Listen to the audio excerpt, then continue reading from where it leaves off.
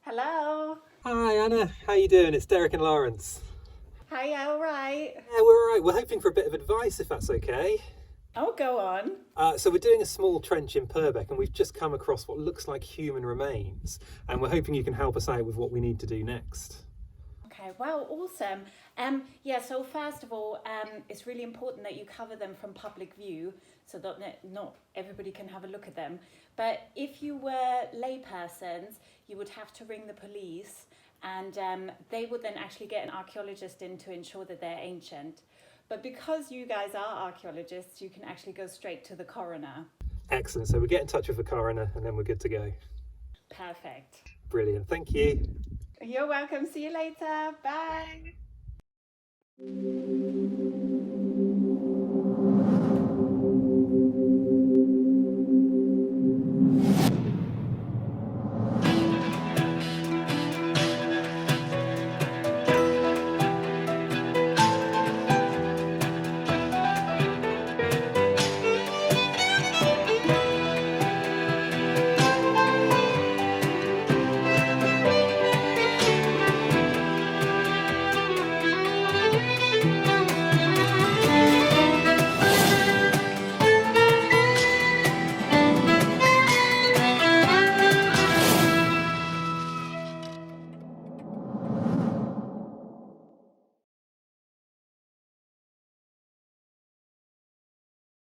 Welcome back to Career in Ruins in the Field.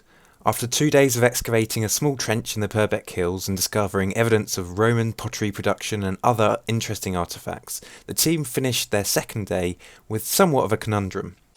Well, that was a different day. That was a different day.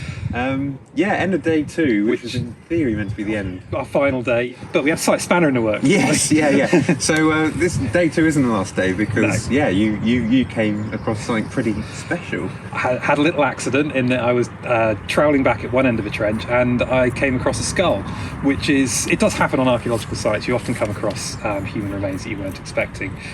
But you don't expect to find them here because the soil is typically too acidic to find that sort of thing. So it was a real surprise.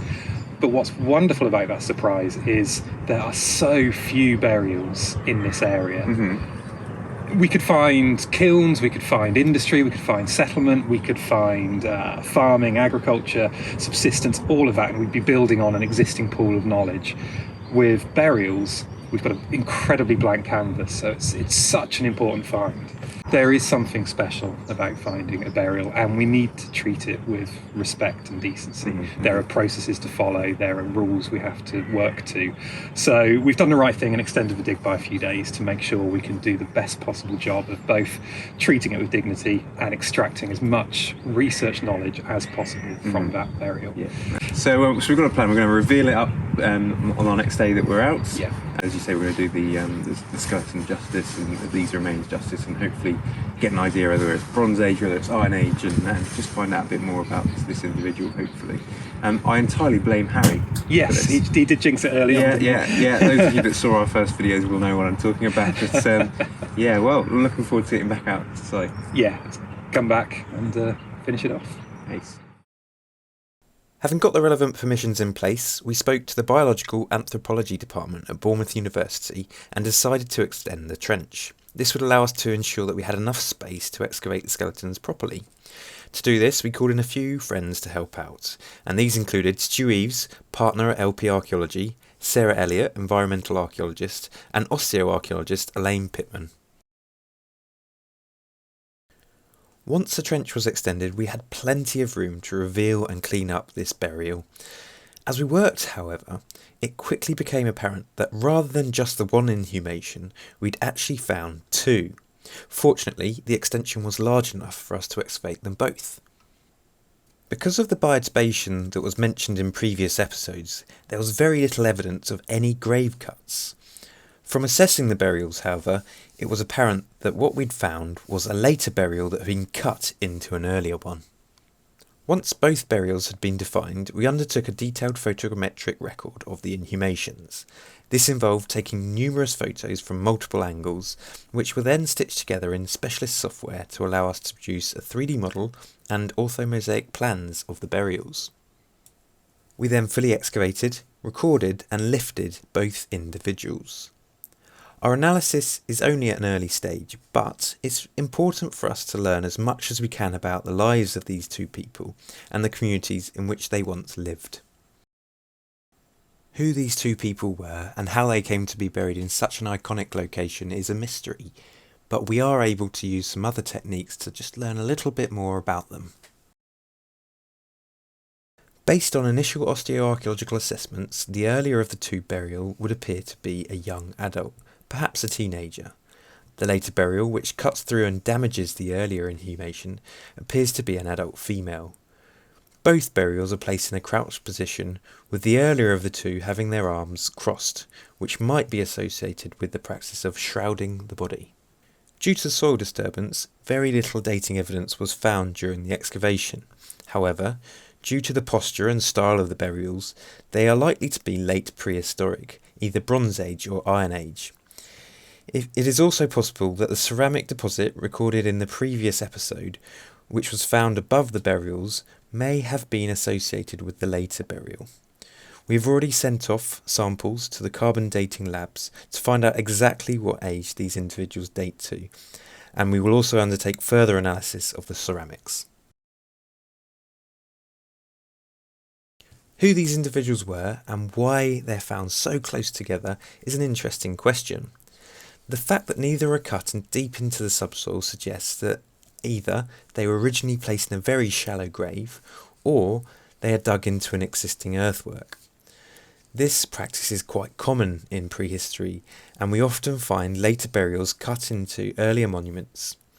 If this is the case, this may explain why they're found so close together, and also explain why we noticed that the later ceramic kiln was built on a slope.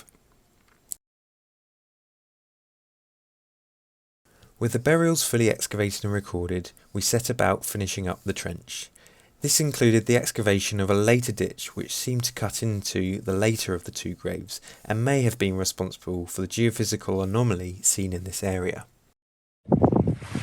So we've got the ditch fully excavated, Derek. Tell us a bit more about what we think's going on here. Yeah, it's quite a substantial ditch now we've got down into it. So it cuts down into the natural, which gives us a sense of its depth. What we don't know is how high the topsoil was when it was dug, but it's a fairly substantial ditch. And you can see it's filling up with water, which is quite interesting, and that may have been its original function. It could have been a drainage ditch.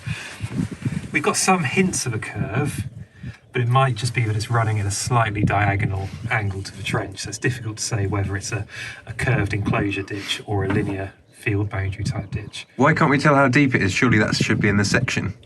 The section's very mixed. We've got lots and lots of bioturbation, lots and lots of animal disturbance in here, which is kind of removing any traces of a cut.